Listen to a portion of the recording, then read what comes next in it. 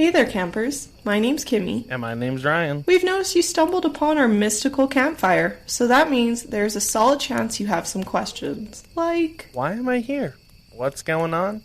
And why are there cryptid and folklore creatures everywhere? And should I be worried about the Mothman dressed as a camp counselor swooping down to steal my s'mores? Well, you've stumbled upon the Aloreing Campgrounds. Aloreing is a folklore podcast where every episode we dive into the history and lore of different creatures and cryptids you see wandering around these campgrounds. And during each episode, we discuss the sightings, encounters, poems, history, fun, facts, and pop culture focused on our campfire topic that week. We hope through shared experience we can learn and make light about all the unknown corners of the universe. So come take a seat around the campfire, make yourself at home, and listen to Aloreing Today anywhere podcasts are heard. Or watch videos on YouTube, or even go to our website, aloreing.com. That's ALOREING.com. I'm Felicia. And I'm Ian. And we are the Paranormal Lovers.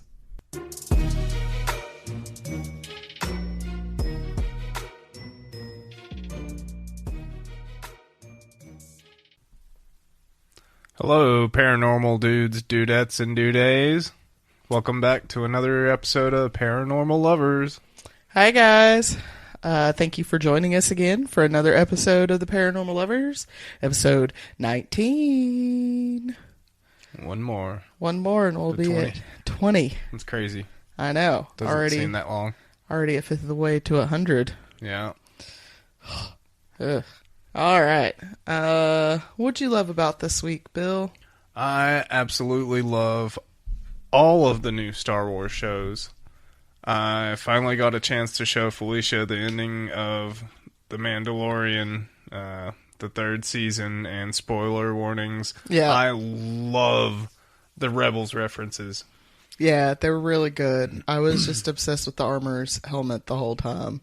Because I'm a little obsessed with Emily Swallows. But Yep, she likes her because she was on Supernatural. She played Amara in Supernatural, God's sister, and it's weird to see her like in a suit, like not be able to see her face when she's talking. But the new Star Wars cartoons are really cute too. They're good.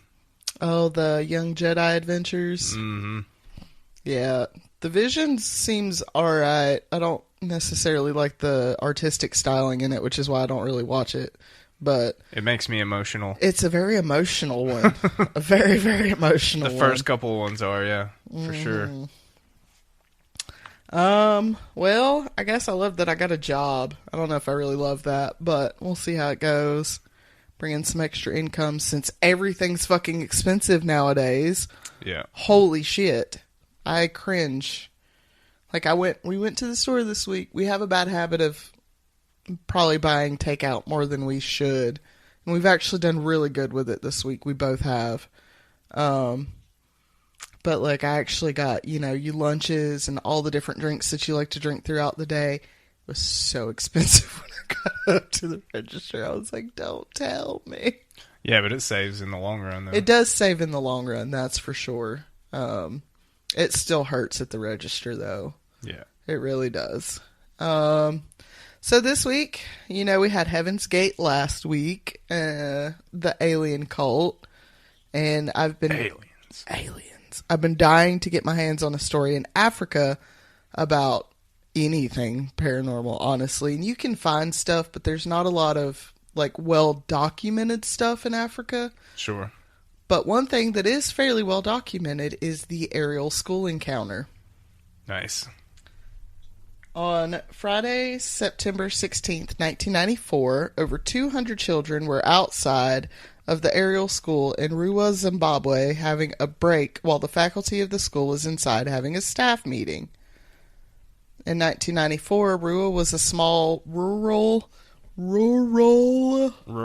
that's a hard word, agricultural community, not quite yet a town, about 14 miles or 22 kilometers from the capital city of Harare. The Ariel School is an expensive private school attended mostly by children of rich white colonizers of the area. Keep this in mind for what people try and say about this later. So there are all these kids age range 16 to 12, running around outside, largely unsupervised with the exception of one parent that was running a tuck shop. A tuck shop is like a concession stand on the playground, essentially. And I know that in 2023 it seems hella irresponsible to have over 200 children outside with one adult. But this was the 90s. And Right. I don't know how your parents were with you, but I remember being in the 90s, like from 8 up, and Mama didn't know where the hell I was at. Yeah. I'd be gone all day We were too. and just show up at dinner time. Like, and nobody batted. And honestly, as a parent now, I'm like, she's getting a tracker on her phone. Right. Like, but you know, that's just how it was. But there was a fence around the school as there was work going on to clear out more area to extend the school. Sure. Now suddenly some of the kids look up and they see a flying shape, or a shape flying across the sky. It is a silver disc shaped craft moving across the sky. Some of the children report seeing several smaller crafts flying around the larger one. Nice. The craft or crafts fly over the school and land outside of the fence near a small hill. The children who see it, because not all of the children witness this, all run over to the fence to see who and what it could possibly be. All of the reports from the kids vary to a degree, which obviously eyewitness testimony is actually not as strong as people think it is, because our memories are very, very fickle. Sure. And, you know, you can watch the same event and you're going to have two different stories of what happened, pretty much with anything. Yeah. But there are a few similarities. They all claim there was at least one craft. Some saw... Oh, no. Sorry. There was at least one being on the craft. Some seeing up to 4. Some saw, you know, a bunch of them running around. One of them was running around on top of the craft. Others just saw one that came out and communicated with them. Alien talk. What was the... We'll get there. How many ever there were, there was at least one being that came and stood facing the children. They locked eyes for several moments with the kids, then proceeded to get back on the craft and leave. And here's another variation you get in the story. Depending on who you talk to, some of them actually saw the being get back on the craft and watch it take off. But for some, they were standing there looking at it, it was communicating with them, and then it was just gone. Just disappeared. Just disappeared. Bye-bye. Back to the 5th dimension. Yeah. And I would have to say, even though I'm a believer, you're a believer, we would even be shaken up by such an encounter. Sure. So it's no surprise that these kids were freaking the fuck out. I'd probably black out. I mean, as a child, honestly, I don't know what I would do now. But as a kid, Terrified. I don't know. Because I was very much like our child in that I was very curious. I wanted to be friends with everybody. You know, I was very outgoing. Right. So I don't know if I would have freaked out or have been like, oh, it's aliens. Take me with you. Right. You know, I don't know. Where's Star-Lord? Right. And let's see, 1994, I would have been 9. So yeah, we were real heavy into watching Star Trek. Right. I'd have lost my mind. I'm pretty sure when I was 9, I'd seen like several episodes of the X-Files. So Oh yeah, we watched X-Files too, for sure. So yeah. I probably would have known, what they were. Yeah. If So- seen. This kids run back inside where the teachers are having the meeting and they're freaking out. One teacher stated that all they could hear was the screaming of children. Many of the teachers do remain skeptical to the claim of it being a UFO, but even the most skeptical of them admits that the fear that the kids were displaying was real. Right. And they had witnessed something that freaked them the fuck out. Sure. And of course they're like, I don't know if it was an alien. It's like, well, maybe. What else could they figured it to be? Even the headmaster believed that the children had witnessed something. Ain't no elephants look like that. That led to their fear. But he didn't do anything about it, which, I mean, other than like going extreme and like calling the Air Force, what's he going to do? Right. Which, I mean, maybe call some counselors in or something to talk to the kids. You can call them UFO cops, like in my episode about what was his name again? Stan. Yeah. We'll call the mayor Yeah.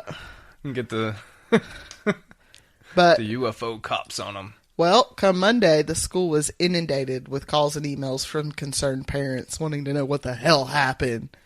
Because all weekend their kids were freaking out about seeing a spacecraft. Right.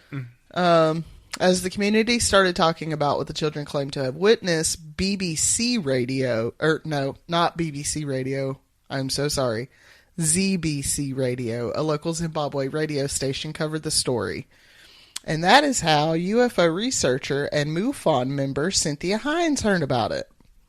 For anybody who doesn't know, MUFON is the Mutual UFO Network. They are self-described as the largest UFO organization. And considering they have members in Zimbabwe, I'm going to say they're a pretty damn big UFO organization. Sure. And I actually think that M from And That's Why We Drink has become a member of MUFON. That's cool. And honestly, I kind of want to be a member of MUFON now, so we might look into that. Sure. There was a lot of talk about Cynthia's motive behind her work, but she was responsible for bringing many UFO encounters across the continent of Africa to light. And I had to... You'd be surprised how many people do not realize that Africa is a continent, not a country, and it makes me so mad. Right. Like they think Zimbabwe is a state. No, it's a country. BBC did catch wind of the story, though. Sure. Through their Zimbabwe correspondent, Tim Leach. I want to say I seen the BBC, like the YouTube. Probably. Yeah, probably. The video of the kids being interviewed. Yeah. There's video of it out, I think. There is. I watched it a couple of times. You can actually find that BBC clip. Let's see. I've seen it on the BBC. Tim had spent time in war zones, but found that the Ariel School story to be overwhelming. He literally said, I have been in war zones, but this I could not handle. Which made me giggle, and it's like, so you can handle being shot at, but having to interview 62 children about their UFO encounter was too much. He said it was too much. I don't really blame him. Could you imagine having to interview 62 patties? Right. Hey, interview guy. You know what I seen? Hey, I gotta tell you something. You know what? Lord, that child. Our kid says, you know what, so many times a day. You know what? Hey, watch this. Hey, you know what? Hey, watch. Mama, watch. Like, girl. All right. And to round out our band of Merry Musketeers, we have Harvard professor of psychology, Dr. John Mack. Dr. John Mack was also a UFO researcher and did much work studying the effect of alleged sightings and abductions on the mind. Nice. As you can imagine, the world of prestigious higher education mocked him relentlessly. Could you imagine, like, a freaking Harvard University professor being like, aliens! Sure. Yeah. It took 2 months for all the interviews to take place. All of them interviewed the faculty and the students. But Hind and Mack were criticized, at least from what I could see. They were the ones that were criticized for how they did the interviews. Mack waited for 2 months before he came and did his interviews. Which, like, That is a long time for all these kids to get together and talk about what they saw. You're polluting your memories with memories of somebody else. Yeah. In his defense, he had to fly from Boston to Zimbabwe. Right. It takes some time to get that stuff together. Sure. And I've flown to Boston. I should know. Okay. It was beautiful. Hind was criticized for how she did the interviews themselves. It is important when you are attempting to recall memories that it be done alone. Again, to keep you from polluting your own memories with someone else's. Cynthia interviewed the children in groups of 4 to 6 and allowed all the other kids to sit in and watch and listen. Which is like, that's not how you do that, ma'am. No. All in all, as I said earlier, 62 children were interviewed who claimed to have witnessed the encounter. They were asked to draw pictures of what they saw. Many of them showed a common disc-shaped saucer and short-barreled creatures with big black eyes set low in their heads. Some grays. Grays.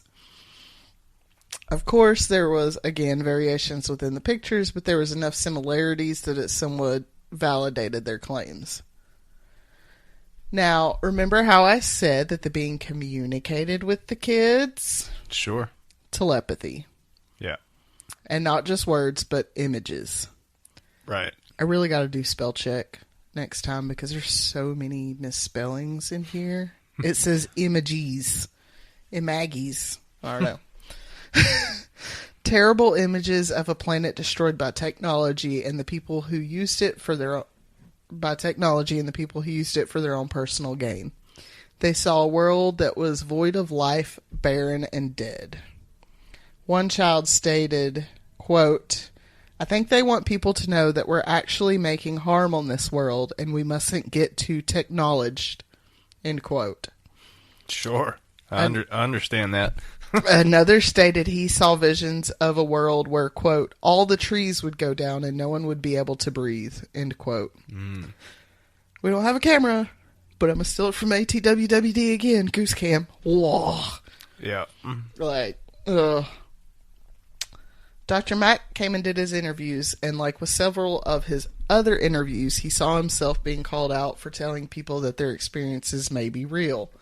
Heaven forbid. Oh, the horror.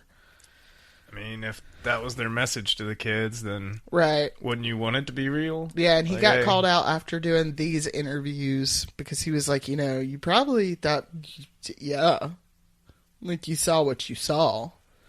So the dean of Harvard got involved and he reviewed Mack's work and, quote, reaffirmed Dr. Mack's academic freedom to study what he wishes and to share his opinion without impediment, end quote. So, I don't know. It seems that might give a little bit of validity to cases that he studies when you have the dean of Harvard being like, look, he's allowed to study what the hell he wants and give his opinion on it. You don't have to like it. Right. Okay, so what about the community? Well, at this point, many people were keen to believe the children due to what happened in the days prior. 2 days before the children's alleged encounter, TV and radio stations across that part of Zimbabwe, or maybe across all of Zimbabwe, were flooded with calls about strange fireballs flying across the sky. And it was, according to sources, it was most likely either Zenith 2 or Cosmos 2290 re-entering the atmosphere. When re-entering the atmosphere, you fall an incredible speed and it causes heat to build up and sometimes shit gets blown off. Yeah. But there are those who still believe that it was a UFO or a meteor. In fact, there was an uptick in UFO claims across the southern part of Africa. Again, for the people that did not listen in geometry class, not South Africa, the southern part of the continent of Africa.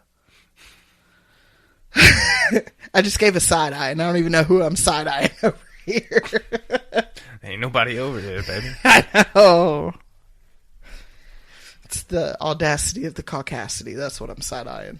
Sure. Cynthia Hines investigated at least some, if not all, of these claims that come in around that time. Cynthia was known for going out to find these stories because, at least according to some people, Hines was looking to validate her own alleged UFO encounters. And that is how some people felt about her investigation into the school incident, especially with the way she had like all the kids together when she was doing interviews. Right. It's just not smart.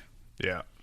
As for Leach, I didn't find a lot of pushback for the interviews that he did. You can find the ones that are from BBC. I watched about a 5-minute video and I thought how frustrating it must have been to have went and did all this work for days and days and days, get all this footage, and it gets edited out to 5 minutes. Right. But it was straightforward journalism. There was no hidden agenda, and as far as I could tell, Leach wasn't heavily involved with the UFO community, if at all. Right. He was just a journalist there to get the story. I got mad respect for BBC. They got some good shows, too. Sure. And BBC would later come out and say that there are these claims flying around that these children were, poor African children, and they had never seen a television or a radio in their life. So they couldn't possibly know what a UFO was. Right. Bullshit. Horseshit. It makes me so mad. These are children that go to an expensive-ass private school 14 miles from the capital city of Zimbabwe. And you're telling me they ain't even got a radio in their house in 1994? Right. Like, they lived closer to the capital city than we lived to Asheville. Right. Contrary to popular belief, Africa is not a shithole. The places with the worst quality of life on that continent are often those that are most heavily controlled by white people. Right. Sorry, not sorry, that's facts. Anyways, I'll get back to a different rant in a minute, but to this day, many of the children still hold strong to their stories. One woman who is a child at the school talks about how, speaking of her experience, quote, branded her, end quote, for the rest of her life. She was also fearful of the aliens' return. Right. Because she could feel it when they came back into our atmosphere. Mm-hmm. And she can still feel it when they come back in the atmosphere. Spooky. She and a few of the other witnesses have also claimed that they have been abducted. I got marble mouth today. At least once, some more, since the experience as children. And many of them believe that the messages the aliens sent us were right, pointing out local forests in the area that had been chipped away. Yeah. And me also, I believe that they were right. Like 30 years later, and it seems we still haven't gotten the message. I mean, I figured that message out like a long, long time ago. Yeah. Like, we were just trying to save ourselves. Yeah. Or save us. You yeah. know, like, but we still haven't gotten the message. When you have a greedy, selfish douche canoe like Elon Musk, who is ready to go destroy other planets for his own personal gain, says, hey, we need to slow down on the AI tech because it could pose a significant risk in the future. Maybe you should slow down and look at that AI tech. I mean, I don't know. I think government in general and the technologies that they use are just, I mean, it's bad. I mean, the government's bad, but it's the greedy people that are lining their pockets that control the government. Right. And that's the problem. They're willing to do whatever they can to pad their bank account, and they don't care about if it kills people or the planet or not. When they're using technology as an ends to a means. Yeah. To basically make money off of you. Yeah. Like, and I can't say enough about what we're doing to the planet. That's the only reason they're using it, you know? It's like... And I can't say enough about their message about what we're doing to the planet. People want to point fingers at each other over things like COVID, when in reality it is humanity as a whole that is killing itself. Pretty much. Doing so much to keep ourselves alive so we can live out our best technology-filled lives. And yes, I feel the irony of me getting on a soapbox about this as I'm recording my podcast on a laptop, but I digress. We're so busy about wanting to be in technology and all this that we've lost our connection to nature and the world around of us. And by severing that connection and using Mother Earth as a landfill, we are truly doing the most harms to ourselves, because nature will always find a way. Earth will be okay. Oh yeah, she'll be fine. It's the humans that won't. Like, we might do some damage to her, but once we're all dead, she'll bounce back. Yeah. And another thing. Assuming that children in Africa are poor and living like they did 200 years ago is called racism. I know people think that I know most people only know what they were taught in school and what they see on television and radio. And 1999, they didn't have the internet and stuff like that. But people still believe that things are like that. Obviously, with that guy that called it a shithole several years ago. And that's why traveling's so damn important. Get out of your own country. See other shit. If you can't leave the U.S., go to the low country. Meet some Gullah Geechee people. Don't be a dick. Yeah. And we're not so different. So what did you think about that part? The racism part? No, the whole Ariel School part. Sorry. Oh. I'm going to jump back on the racism bandwagon in a second. Like the alien story? Yeah. I liked it. Yeah, it's pretty quite cool. Interesting. I mean, if the aliens can reach these younger kids, then, I don't know, maybe something will change. Maybe. Because kids are really impressionable. And, yeah. Adults are not. I listened to M's story about this on That's Why We Drink, and in their story they had talked about how one of the kids said that, like, it almost seemed like predatory the way they were, like, watching him and staring at him, and it made him feel, like, really, really uncomfortable. Which, I mean, they're grays, and I can imagine seeing something like the same height as you, but with, like, a big bulbous head and these big, humongous black eyeballs. It's gonna feel creepy. I mean, any kind of aliens are gonna feel creepy. Because they don't look anything like anything on this earth. So yeah, except for the Palladians. They're all like spooky. Anyways. So, yeah. That's that. I know I went on a lot of self-righteous tangents today, but I'm going to go on one more. Speaking of racism, May 5th was Missing Murdered Indigenous Women, Girl, and Two-Spirit Awareness Day. And I'm recording this on the 7th. It won't be out until the 5th, so I know it's 5 days away, but I don't think there's ever a bad time to try and raise awareness for this issue. Sure. Every year, hundreds, if not thousands, of Indigenous women, girls, and Two-Spirit people go missing or are murdered. And their cases are rarely, if ever, actually investigated to the full extent of the law. White supremacy is a huge issue in which these Indigenous people have to face, most notably for us, in the U.S. and Canada. Think of residential schools and I don't even know what the number is now. I think the last I heard it was over like 7,000 graves of children that they found. But there's also other issues when it comes to the missing murdered Indigenous women and girls and Two-Spirits, is that a lot of these people are sex workers. Right. And law enforcement sees them as quote unquote less dead when they get murdered because they were living a high-risk lifestyle, so they were kind of already dead. Which, like, gross. Yeah, that's horrible. Like, they're still people. They're still humans. Willie Picton's case is one of the best examples that I can think of, probably because I recently heard it twice. Picton claimed to have taken 50 victims in the decades that he was allowed to hunt the downtown east side of Vancouver. The downtown east side of Vancouver is the rougher part. There's lots of drugs, lots of sex work, stuff like that. Right. for years, there were reports of these women going missing from this area.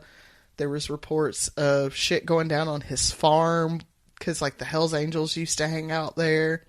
They had a Bad John book, so they would write down all the bad customers that they had, people that were abusive and stuff, and be like, hey, don't fuck with that one.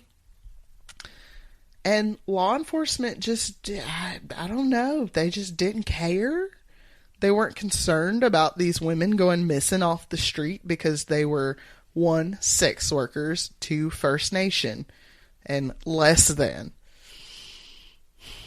They had ample opportunity to take Picton down long before they finally arrested him for an unrelated crime.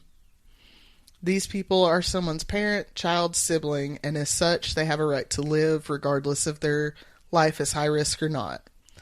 There are a lot of factors that go into how they end up on the street, and although most people would say that they make their own choices, so that's on them, it is yet another system of systematic racism that keeps them in poverty. Sure. We don't have the Trail of Tears because they went on a fucking vacation. No. Like, we don't have reservations because they wanted to be nice and give up 95% of their land. Right. The system is still keeping them down just like it is black people and Mexicans and everything else. Like, sure. I implore you to do your own research or look into this if you're interested in it. I will add a link in the show notes to the podcast Nightmare of the Americas Indigenous Tales. It's Joseph and Gabriel, and they are fastly becoming my favorite podcast. They're 2 indigenous guys from out in California. They did 3 episodes on Willie Picton. Thoroughly covered the case. And they also have a shirt in their store, on their merch store. 100% of the proceeds, I believe, goes to an indigenous women's organization. Nice. Which is really cool. So if anybody's interested in that, head on over there. You can find them on Instagram as well. And like I said, I know I was on the soapbox today, but I hope you guys enjoyed my telling of the Ariel School encounter. Sure. Aliens. And next week, Ian's going to be bringing you guys an episode, but he's not going to tell you what it is until next week. Glad you said that, because I would have. I know, that's why I said that. Oh, my nose is getting stopped up. Sorry, guys. Alright, guys. Head on over to Instagram, and you can follow us at The Paranormal Lovers. You can send us an email just to say hi, to send us a personal story. If you have a topic request, send it to at theparanormallovers@yahoo.com. YouTube. We have a YouTube channel where we upload audio videos of the podcast on Wednesdays. We also have the Patreon with one $3 tier if you would like to support the podcast.